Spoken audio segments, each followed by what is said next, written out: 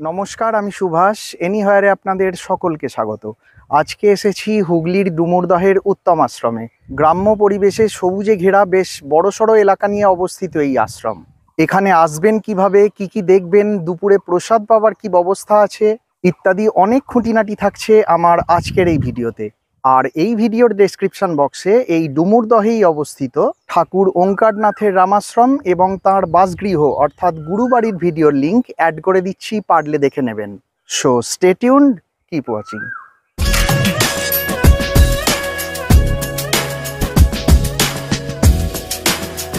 চলুন আজ ঘুরে আসি হুগলির ডুমুরদহে অবস্থিত উত্তম আশ্রম থেকে, যেখান থেকে 10 মিনিটের হাঁটা পথে মাত্র 850 মিটার দূরত্বে অবস্থিত ঠাকুর সীতারাম দাস ওঙ্কারনাথের বাড়ি। যে ভিডিওর লিংক আমি এই ভিডিওর ডেসক্রিপশন বক্সে দিয়ে দিচ্ছি, অবশ্যই দেখে নেবেন। হাওড়া কাটোয়া লোকালে চড়ে 1 ঘন্টা 20 মিনিটের মধ্যেই চলে আসুন ডুমুরদহ স্টেশনে নেমে এই দিকে আপনাদের যেতে হবে। 10 টাকার বিনিময়ে চাইলে টোটো পেয়ে যাবেন, তবে চাইলে আপনারা হেঁটেও আসতে পারবেন। স্টেশন থেকে ঠিক এই দিক বরাবর মিনিট 10 হাঁটলেই পেয়ে যাবেন উত্তম আশ্রম।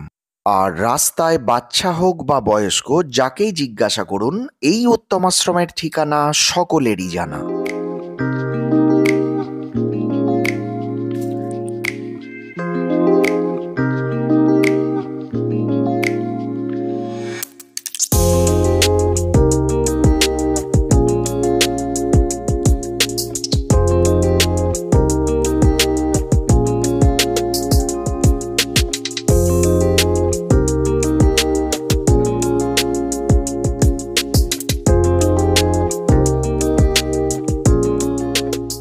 ওই দেখা যাচ্ছে ডুমুরদহ স্টেশন।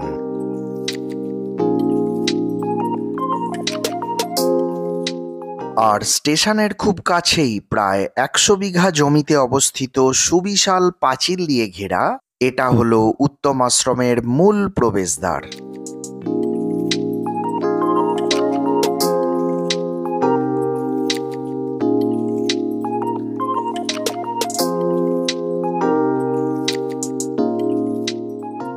মূল প্রবেশদ্বার দিয়ে ঢুকে ওই সোজা চোখে পড়বে দাতব্য চিকিৎসালয় এবং বাথরুম। আর বহু দূরে আঙুলের সোজা দেখা যাচ্ছে এই আশ্রমেরই সুউচ্চ পাঁচিল, যার মাঝে রয়েছে এই আশ্রমের মেইন গেট।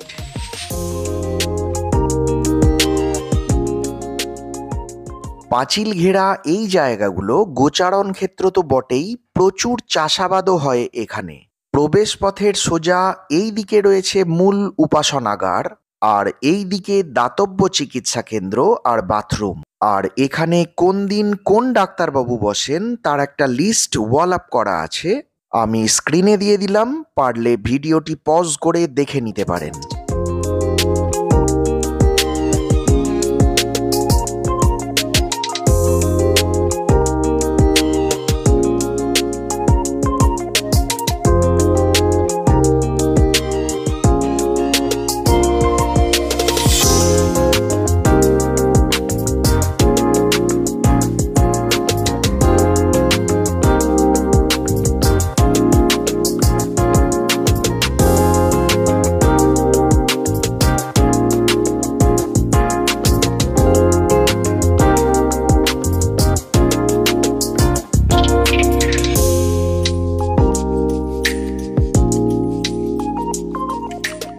রয়েছে প্রায় 450 বছরের পুরানো বট, আর পাশে গাড়ি পার্কিং জোন। এখানে ঘন্টার পর ঘন্টা গাড়ি রাখলেও কোনো পার্কিং চার্জ লাগে না। 1318 সালের 3রা কার্তিক শুক্রবার প্রতিষ্ঠিত এই আশ্রমের প্রতিষ্ঠাতা স্বামী উত্তমানন্দ দেব মহারাজ স্বপ্নাদেশে ত্রিশূল গেঁথে দিয়ে এখানে এক অশ্বত্থ গাছের নিচে বসে সাধনায় সিদ্ধি লাভ করেছিলেন। পাশে বসানো বটগাছটি বর্তমানে সেই স্থানের দখল নিয়েছে। চলুন আশ্রমের বাকি জায়গাগুলো ঘুরে দেখি। বাঁ দিকে এটা হলো রন্ধনশালা, আর ওটা প্রধান সেবা ও উপাসনাগার।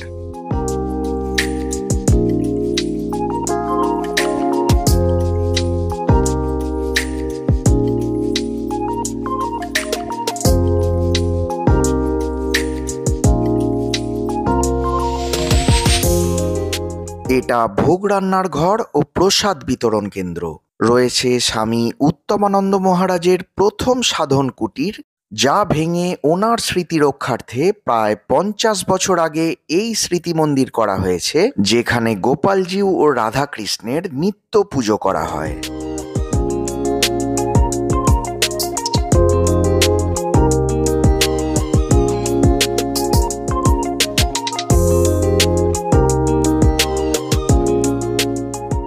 সুবিশাল এখানকার প্রধান সেবা ও উপাসনাগার।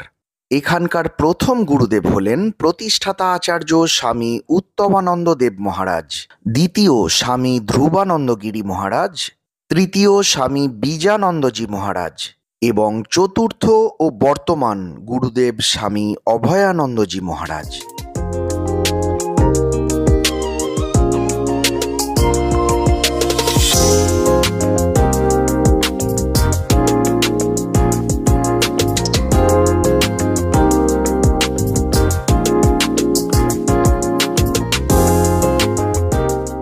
এখানে ছুটির দিনে বর্তমান গুরুদেব স্বামী অভয়ানন্দজি মহারাজের আশীর্বাদ পাবার জন্য শিষ্য ও ভক্তদের উপস্থিতি বেশ চোখে পড়ার মতো।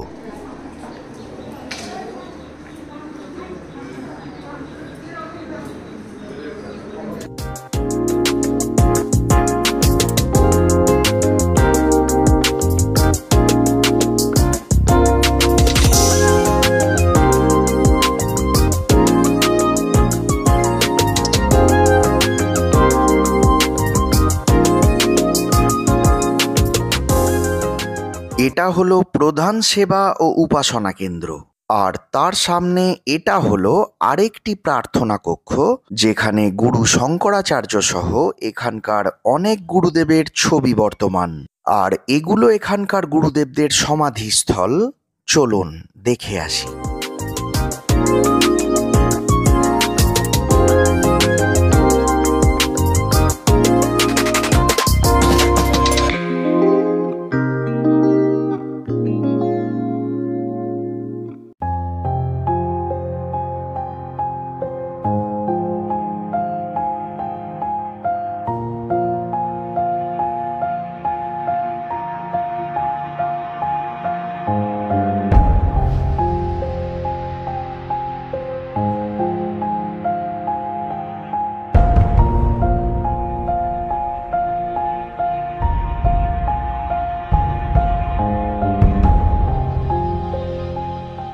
এটা এখানকার প্রতিষ্ঠাতা আচার্য স্বামী উত্তমানন্দ মহারাজের সমাধিক্ষেত্র, যাঁর জন্ম 1266 সালের 21শে অগ্রহায়ণ এবং দেহাবসান 1323-এর 3রা বৈশাখ।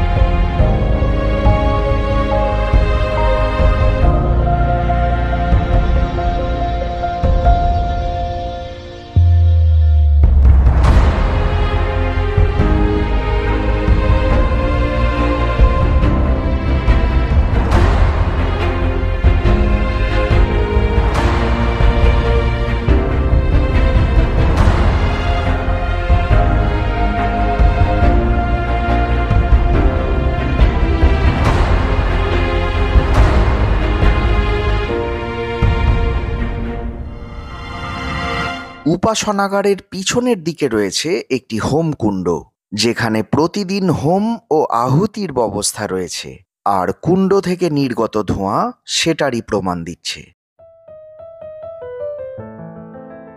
উপাসনাগার ও যজ্ঞশালার পিছনে ওটা গোশালা, যেখানে প্রায় 15টি গরুকে সযত্নে পালন করা হয়।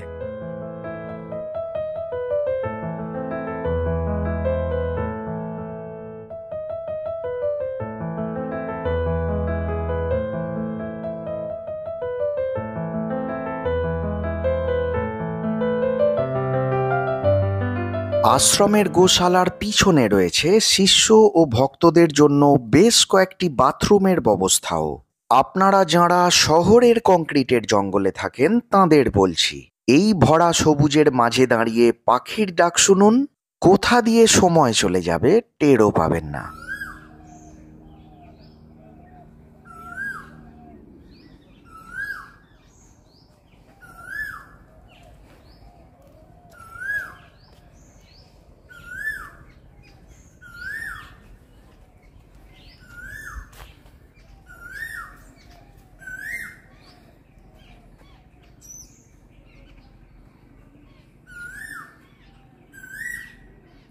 রয়েছে ১৩২৮ সালের ২৬শে চৈত্র স্থাপিত নিত্যানন্দ পাঠশালা।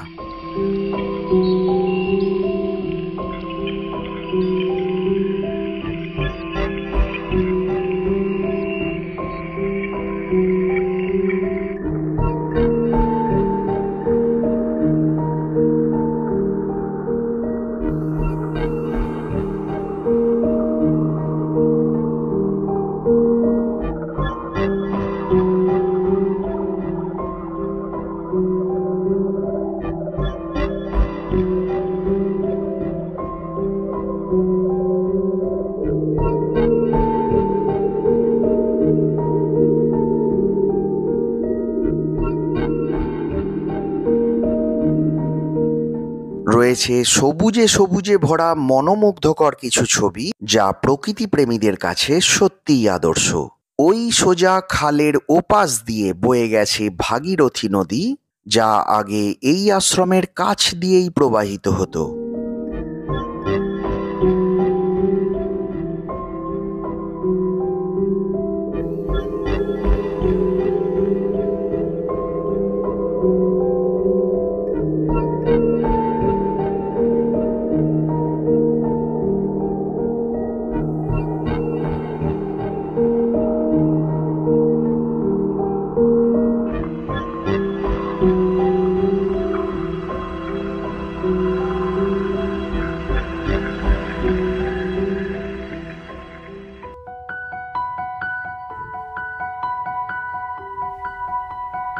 এখানে সবুজের সমারোহ দেখতে দেখতে চোখ জুড়িয়ে যাবে, ঘুরে ঘুরে পা ব্যথা হয়ে যাবে, তবুও ঘুরে শেষ করতে পারবেন না।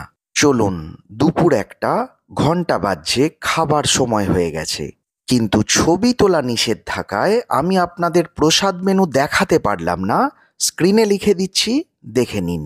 আশ্রমের ওনাদের নিষেধ থাকায় এখানকার কোনো ফোন নাম্বার আমি দিতে পারলাম না, আমি দুঃখিত।